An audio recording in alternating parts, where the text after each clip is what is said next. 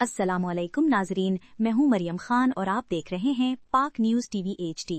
खबर शामिल करते हैं कराची से हमारे नुमाइंदे मोहम्मद नवीद अहमद की रिपोर्ट के मुताबिक कराची पुलिस की हिरासत में मुबैना तशद्दुद से नौजवान हलाक हो गया।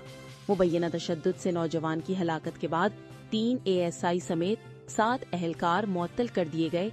वाक़े की इंक्वायरी जारी है। लाश के पोस्टमार्टम का हुक्म दे दिया गया। हलाक नौजवान इरफान के पड़ोसी अजहर जिया ने गुफ्तगू करते हुए कहा कि इरफान बहावलपुर का रहायशी था और कराची घूमने के लिए आया हुआ था। उन्होंने दावा किया कि इरफान को बुध की सुबह आयशा मंजिल से हिरासत में लिया गया और अगले रोज जुमेरात की शाम इरफान के चचा को पुलिस ने बुलाकर मौत से आगाह किया। कितनी देर आपको अपने साथ रखा इन्होंने?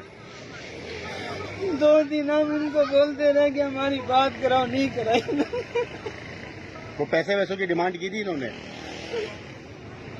नहीं, पैसों की तो कोई डिमांड नहीं की। हमारे भाई को जब मार दिया तो फिर हमसे पूछ रहे हैं आप खाना खाओगे। किस चीज से मारा था उनको? डंडे मार रहे थे, चमाटे मार रहे थे, पता नहीं और क्या मार रहे थे। हम अंदर बैठे हुए थे, अकेला ले गए थे उनको। आंखों में हमारे पट्टियां।